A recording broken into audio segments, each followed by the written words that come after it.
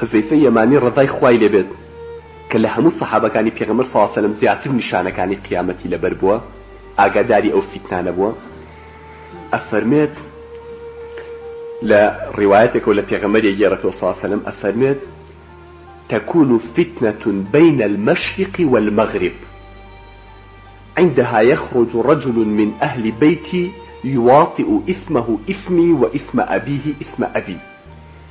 أفرمي فتنيك شرك آشوبك جوري لبين مشرق ومغرب الروايات مشرق ومغرب لكاتي أو شريعة بياوك لوچي من يعني لوچي بيغمر صلى الله عليه وسلم بيدا أبيت كناي وكناي خوموايا وناي باوكشي وكناي باوكموايا هل لنوي بيغمر صلى الله عليه وسلم زلامه كناي محمد باوكشي ناي عبد الله لقبكشي تيا مهدية ام زلامه لكو بيابت نازانم خلقي شوية نازانم عربية عربنية نازانم لكو هاتوا هيج حديثي كي بيغمر صلى الله عليه وسلم نهاتو باسي اوانه بكات كآية بأصل خلقي كيو لدايقوي كي ديار حكمتي كشي لو أبوي دجمنا كان زوز زفري بينبن بزانو فلاكسو بيكوشن أما محمدي مهدية لشاري مكي بيغمرا صلى الله عليه وسلم بويا كم جار أشكرا أبيو دركي كأذاني أما محمدي مهدية لكي شا دركيويد وكو عرضم كردن لكاتيكا كأوا الشركي لبين مشرق ومغربا لبين الشرق وغربا يعني بكورتيكي بلين حربي وكو حرب عالمي وايا شرق وغرب بيكاتشو انتو شرق وغربا الروس وامريكايا الصين والروس واوروبايا كيو مهم شرق وغرب تيك خلچون وشركي قوري لغوريا جاء بو زانياري جنابتان أأملك حاكماني كأمر لمملكتاني إسلام حكمكا هرهمو دروسكرا وداردسي دسي أمريكا وغربن اوان پال پشتیان لیکن اوان پشتیوانیان لیکن هەج کۆمەڵە ئیسلامیەک مسلمانێک بیەوێت پەلاماریان باو بیان ڕوخێنێ بۆی حکمی خوا دامەزرێنێ ڕێک ئەوروپا لەسەریان هەڵەداتێ ڕێک ئەوروپا لەسەریان هەڵەداتێ ئەمریکا لەسەریان هەڵەداتێ قوواتیان ئەگەینێ وەکو چۆن لە سەعودا لە ساڵی هەشتایە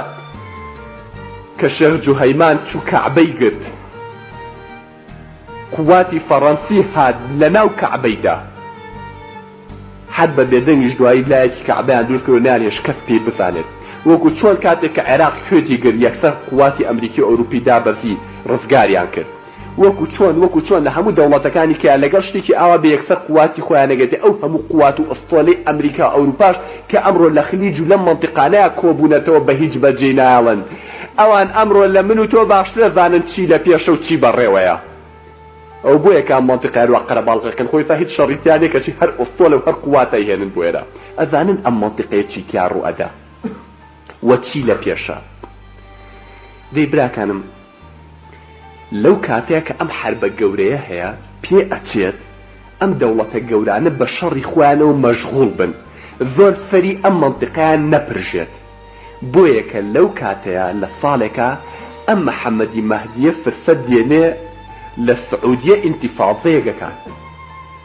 لە سعودیە ئینتیفاضەیەکەکان لە کاتی حەجا بێت خەڵکی ڕویان کردوتە مەکە چوون بۆ حەج خەڵکی ڕویان کردوتە مەکە چوون بۆ حەج پێغەمبەر صلی الله علیه و سلم فەرمێ لەو ساڵەیە حاجیەکان لەناو خۆیانە لێیانە بێ بە شەڕ ئەفەرمێ حاجی ئەکەونە گیانی یەکتر خوێنی حاجی وەکو جۆگە لە هەڵەسێت یەکترە کوژن سوبحانەڵڵا تا ئێستا یەک دوو جار ژەوە ڕووی داوە تا ئێستا یەک دوو جار حاجیەکان تووشی ئەو مشکیلەیە بوون لە مەکە و خوێنی زۆر حتا ساڵێکیان زیاتر لە 1000 حاجی کوژدا ئەو ساڵش کە محەممەی مادی تیا دەرەکەوێ ئاوای لێدێت شەڕێکی گەورە ئەبێت وەلحاصڵ کاتێک کە ئەمە ڕوو ئەدات چەند زانایەک لەو کاتەیە ئەم محەممەدی مەهدیە ئەناسنەوە ئەزانن ئەمە ئەو پیاوەیە کە پێغەمبەر صلی الله علیه وسلم صفاتەکانی باس کردو و وەصفی کردووە و نەجاتبوونی ئومەتی ئیسلام و زیندووبوونەوەی ئەم ئاینایە لەم ئاخر زەمانەیە لەسەر دەستی ئەو پیاوەیە ئەبێت بۆیە کە هاواری بووە بن ئەڵێن کابرا تۆ محەممەدی مەهدی دیار عالمەوە بمان دەرەکەوێت کە محەممەدی مادی خۆشی نازانێت کە محەممەدی مەهدیە. پێغەمبەر صلی الله علیه و سلم ئەفەرمێ یصلحه الله في ليلة، ئەفەرمێ خوا لە شەوێکە ئەیڕەخسێنێ بۆ ئەو کارە، یعنی هەتا ئەو شەوەش خۆی نازانێت کە محەممەدی مەهدیە. نەگەوانەی کە ئیدعاکەن ئەڵێ من محەممەدی مەهدیم و وا شانم وایە و باڵم وایە چەندین کەس ئیدعا و لاف و گەزافیەوەی لەداوە. نا، محەممەدی مادی خۆی بەخۆی نازانێت کە محەممەدی مەهدیە. بە زۆر کاتێک کەوای پێ ئەڵێن پیان ئەڵە دیکەن بە خاتی خوا محەممەدی مەهدی چی و شتی چی، من کابرایەکی سیرارم، ئەو لەم کاتی حەجیا فرفت مێناوە دابەزیوم بۆ حەج، کەشفم مەکەن محەممەدی مەهدی چی و شتی چی. ئەڵێن نەخێت تۆ محەممەدی مادید و ئەم ساڵەژە و ساڵەی کە توی تیا دەرەکەوی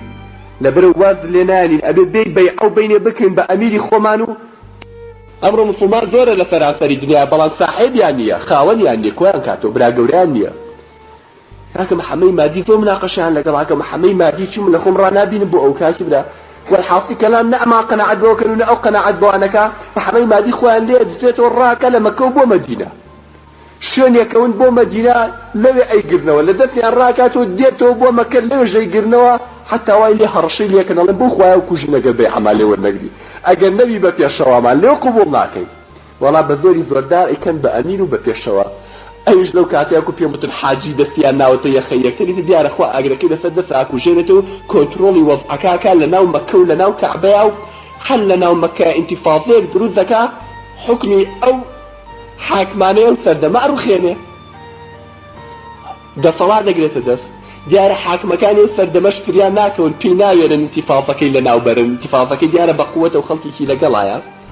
بۆیە کە هانا بۆ باوە گەورەکانیانە بن لە ئەمریکا و ئەوروپاڵن دیکەن بە خاتی خوا فریامان کۆن کۆمەڵێک وای ئینتیفاضەیان کردو و لایەکی مەملەکەتی سعودیان گرتووە. دیارە برا گەورەکانیشان لە ئەوروپا ئەمریکا مەشغوڵن بە شەڕی خۆیانەوە، وەکو پێوتم پێشتر شەڕێک هەیە لە بینی مەشریق و مەغریبە. بۆیە کە بە حاکمی عێراق ئەڵێن، بە حاکمڕانی عێراق ئەڵێن لەو سەردەمەیە پێڵێن ئەڵێن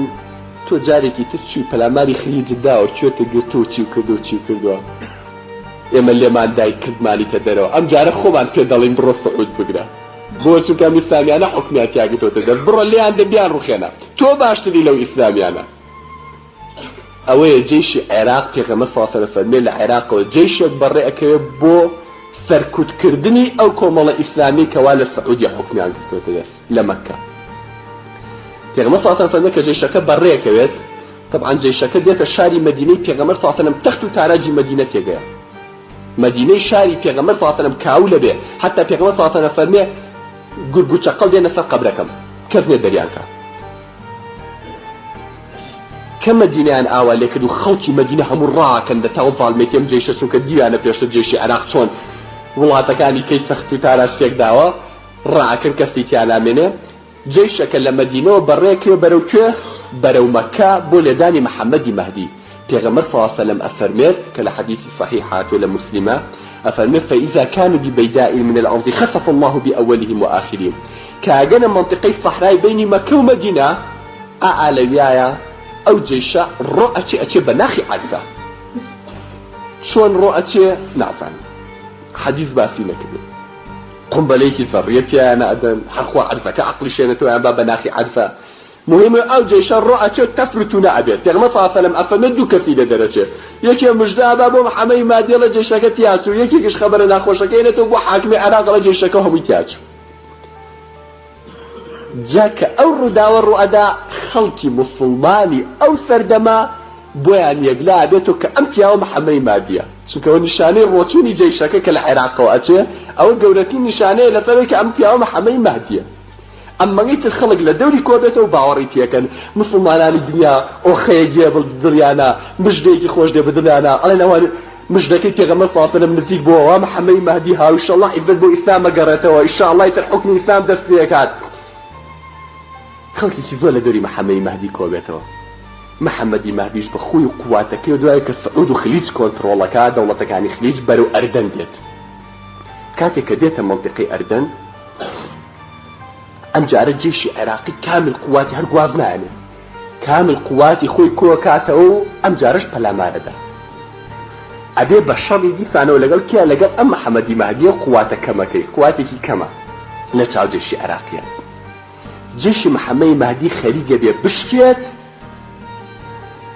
أعلو كاتيا بيغمبر صلى الله عليه وسلم فرمي لو سري مشرقوا من أقصى المشرق لو سري خورهالاتوا أفرمي لولاتي خراسان وطالقانوا لولاتي خراسان وطالقانوا أفرمي جيشي مسلمان دين كأنهم زبر الحديد علي كرت عافنن نفركاني هر همو يلي بارش عافنن أما دقايم تندو طولن أفرمي على مكان رشا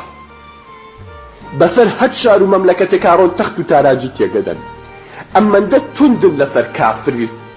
أما ده رقو بقوة بشدة أفرمي حتى عندنا مسلمان كان الزمان خوان لي كومشكوا ألين لو كان هؤلاء مسلمون للرحمون أجر أعوانا مسلمان قلنا توذ الرحمة يكردي نحقينا عدالة قبول ناكن داخو خفت وبغزي تشندين صالي ظلم كردن لمسلمانان لدلي على كوبوتوا قطوعاني أم كافران بو أمتي إسلام وتعدى كردن لقرآن ولا لبيروزيكاني إسلام ولا أمتي إسلام ولا شرفنا مسلمانان لسدنيا على كوبوتوا تواني يعني لو سري مشرق لولاتي خراسان وطالقان جيشك إسلامي وقوتك إسلامي باش بيكونين أجزانن أم بياووا بياب ولا سعودية انتفاضي كرو محمد مهدي بدليل يوي كجيشك عراق روتو لبر أو ببلا يعني لو سري مشرق ولولاتي خراسان وطالقان وخوان بقينا محمد مهدي بهناي وبتن جابرا كان أزانن ولاتي خراسان وطالقان كوية طالقان شمالي أفغانستان سروي أفغانستان خراسانيش أو شوني كيسا بيوتي قوقاز كيسا تشيشان شريتيا يوكا أو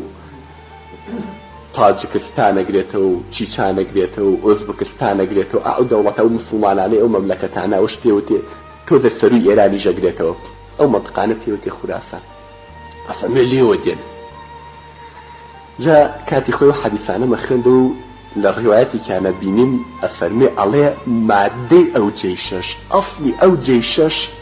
بياولي هاتو كاني قايدة كاني أو جيشش أفرمي عربن زور لام عجيب ومو عرب تشيك على والله أنا عربي تياني عرب تشيك على لناو جيش عرب بو جيش لو تأيو لناو جيش مسلمانة كاتي خوي تيغنا جيشن بس خريكة تيغم قاليكي كشتو زي بيلي لو كاتو لقصة كانم تيغا يعني تي عرب تشينو تشيا كان ليه كيلي عرب ليه جا وردو عرباني كغيرتي بياوتيان تيابو كشهامتو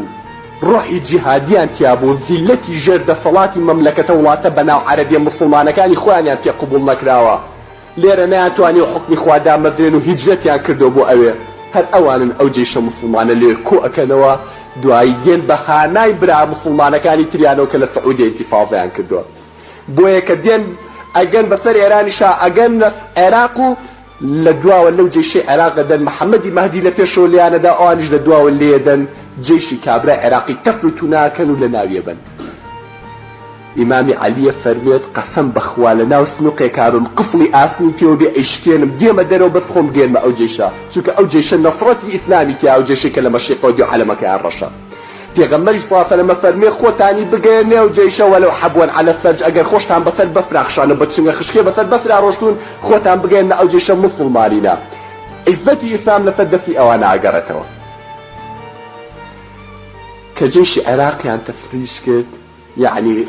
سعودية وخليج يعني عراق وأردن وسوريا بوكي إقلادتوا بو أكو مالا مسلمان أما تقالهم إسلامي في طاب يعني خوشان لأفغان ولا خراسان وطالقان وهاتون ديار أيوشان هر كجيش يبونوا ليو هاتون ديار أيوشان كوترول كدو حكم إسلامي تيايا كاتم ما دولتك إسلامي بقوة دروس بو كيشك بقايد أم محمدي مهدية كانت اللايك الدنيا منطقة قوتك إسلامي تدرس ببون بيكو خلافة قرايوا أو خلافة كنما ديسانو قرايوا لو كاتيا غرب للشركي أديته ولا قال الشرقة غرب والشرق الشركان طوابع بيغمر صلى الله عليه وسلم أفرميت غربي باتوا للشرق غرب للشرق باتوا کە شەڕەکە تەواو بوو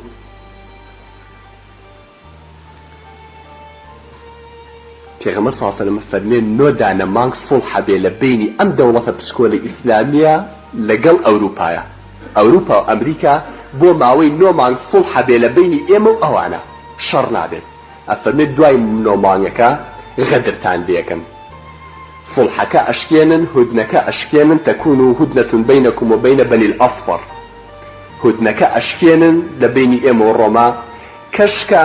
شەڕ دەست پێ ئەکا لە بینی کێیە لە بینی موسڵمانەکانی ئەو سەردەمە و لە بینی قوواتی ئەوروپایە هەرچی ئەوروپا هەیە بە یەک جار کۆ بێتەوە لە ئێمە شەرق ماشکان ئەم کۆمەڵە مسڵمانە ماوە نەبێ ئەمانیش تەفروت و نابکرێن لە ناو ببرێن بۆیە کە پێغەمبەر صلی الله علیه و سلم فەرمێ هەرچی ئەوروپا هەیە کۆ بێتەوە بە یەک جار ئەفەرمێ یأتونکم تحت 80 غایە تحت كل غایة 12,000 رجل ئەفەرمێ ئوستۆلی غەربی دێت لەژێر 80 ئاڵایە 80 ئوستۆلی ئەوروپی دێتە بەحری ئەبیەزی متەوەسیتەوە کە هەر کۆمەڵێکیان هەر پاپۆرێکی 12,000 جەنگاوەری ئەوروپی تیا کاگەنە دەوری 1 ملیۆن قوواتی ئەوروپی ئەفەرمێ دێنە بەحری ئەبیەزی متەوەسیت دەریای سپی ناوەڕاست بەرامبەر کوێ بەرامبەر سووریا أفرمي وفصات المسلمين يومئذ بدمشق بمكان يقال له الغوط من خير مدائن المسلمين يومئذ پیغمبر صلی الله علیه و سلم قیادەی مسلمانانیش قیادەکەی سەنگەرەکان لەکوێ دانێن ئەفەرمێ لە شاری دیمەشق لە شوێنێکە پێوتێ غەوتە کە 10 دقیقە لە شاری دیمەشق و دوورە ئەفەرمێ قیادەی مسلمانان و قیادەی محەممەد مەهدی لەوێ بێت ئەم دوو جێشە بەرامبەر یەکەوەستن چەند ڕۆژێ بەرامبەر یەکەوەستن صلح و مفاوضاتێک لە بینابێ فای نییە شەڕ دەست پێکە کە شەڕ دەستی پێکرد ئەو شەڕە پێغەمبەر صلی الله علیه و سلم پێ فەرمێ المەلحەمە العوزما ئەو شەڕەیە کە لەوەتی دنیایە هەتا ئەمڕۆ هەتا قیامەتی شەڕێکی تری وا لەسەر ئەرزا نابێتەوە پێغەمبەر صلی الله علیه و سلم پێڵێن مەلحەمە العوزما براکانم باسی ئەو شەڕە لە تەوراتا کراوە باسی ئەو شەڕە لە ئینجیلا کراوە باسی ئەو شەڕە لە لای جوولەکە و مەسیحیەکان وەکو چۆن لای ئێمە هەیە لای ئەوانیش هەیە شەڕێکە هەموو دنیاتی بەشداریەکە فمي أمني قرما حتى يمر الطير بجنباتهم فما يتجاوزهم حتى يخر الصريعان فمي الطير بعثمان الشركة نك بعثمان الشركة بقراغ واليواري الشركة لو نزي كانوا تيا بريكة اخوانو أمري اتبزانة شي كيميائي والضري وحالتي قوات يعني هي تيا بكاري دينا شركة شوار شو خاينة شوي شوارم خوان نصر ديا بمسلمان كانوا تيا سركون بلان سركوتني چي سركوتني كي زور بيتام چونکە پێغەمبەر صلی الله علیه و سلم فەرمێت شەڕەکە وای لێ دێ خوێن هەتاکو ئەژنۆی وڵا خەڵەسێت ئەفەرمێ وای لێت حتى يتفقد بنو الأب أبناءهم كانوا 100 فلم ينجو إلا واحدا منهم نەوەی یەک باپیرە یەک باوک 100 ئەولادی هەبووە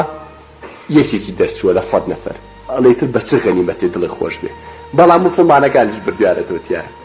بەس کوشتارێکی عەجیب کراوە لە دوای کە ئەو مسلمانانە لەو شەڕ عالەمیە سەرەکەون لەو حربە گەورەی کەونیە ئەم جارەیان مسلمانەکان پەلاماری ئیسرائیلێن جوولەکە تەفروت و نانەکرد پێغەمبەر صلی الله علیه و سلم فەرمێت وایان لێ دێن لە کونە بەرد و دیوارە خۆیان نەشاردنەوە خوا بەرد و دارێنێتە قسەکردن لە مسلمان وەرە ئەحمەد جوولەکەی بیکوژە یا مسلم تعالى هذا يهودي فاقتله جوولەکە تەفروت و نابێ و نامێنێ اینجا دوای ئەوە غەزەواتی مسلمانان دەست پێکات ئومەتەکە ئیسلام یەکلا بێتەوە لە مەنتیقەکەیە قواتی محەممەد مەهدی بەرەو ئەستەموڵەکەوێتە ڕێ بەرەو ئەستەموڵی تورکیا بووی لە دەست ئاو ئەلمانیانی تورکیا نەجاتی بات کاچوونە ناو ئەستەموڵ و جێشی مسلمانەکان لە ناو ئەستەموڵا بێ هاوارەکرێ ئەڵێن ئەوە دەجال هاو دەجال بێ